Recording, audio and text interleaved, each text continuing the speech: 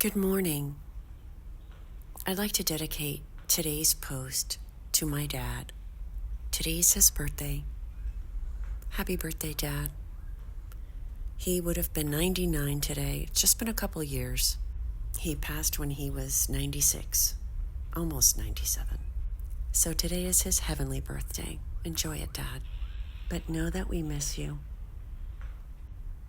Our first reading comes from James 1:12 through 18. Blessed is he who perseveres in temptation, for when he has been proven, he will receive the crown of life that he promised to those who love him.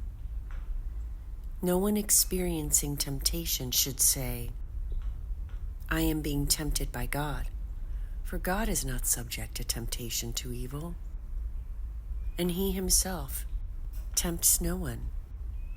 Rather, each person is tempted when lured and enticed by his desire. Then desire conceives and brings forth sin. And when sin reaches maturity, it gives birth to death. Do not be deceived, my beloved brothers and sisters. All good living and every perfect gift is from above, coming down from the Father of lights, with whom there is no alteration or shadow caused by change.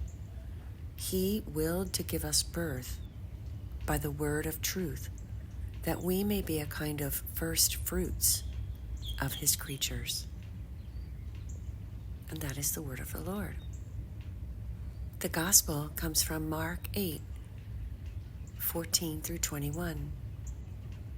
The disciples had forgotten to bring bread, and they only had one loaf with them in the boat. Jesus enjoined them, watch out, guard against the leaven of the Pharisees and the leaven of Herod.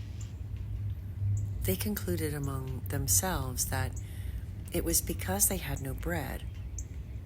When he became aware of this, he said to them, why do you conclude that it is because you have no bread? Why do you not yet understand or comprehend? Are your hearts hardened? Do you have eyes and do not see, ears and do not hear?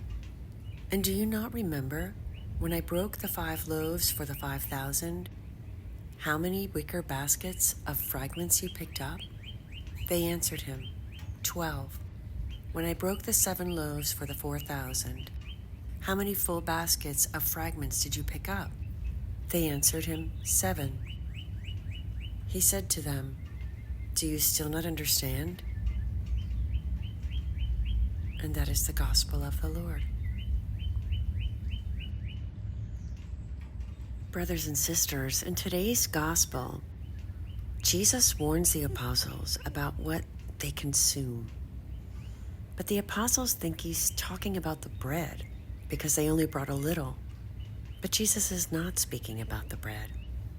Jesus reminds the apostles of their history, what he's done for them in the past. Why would they ever worry about things like bread when they're literally walking with Jesus Christ?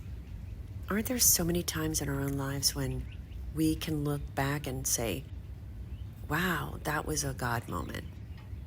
That was just God. When something worked out for the best, maybe even an outcome you didn't realize was for your best at the time. But when you look back, hindsight is 20/20. You can say, wow, God really worked that out for the best, and I didn't even realize it until now. It's good to reflect like that. And again, it takes a moment without distractions. Or for me, just recently, I've been catching up with an old friend. And last night we were talking a long time on the phone. And we got into the topic of God moments. And we both just stopped for a minute and said, wow, yeah, that was just God.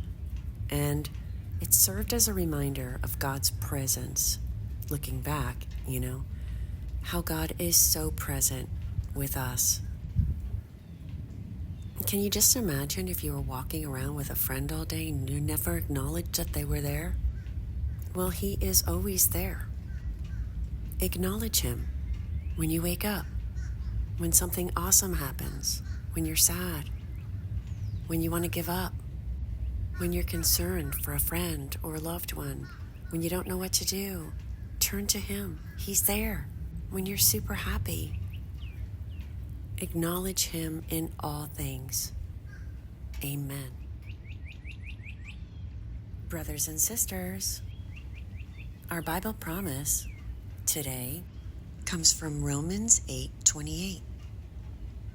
And we know that in all things, God works for the good of those who love Him, who have been called according to His purpose. Keep your eyes on the kingdom and have a great day. Happy birthday, Dad. Hi, Mom. Hi, Amanda. Hey, Joanne.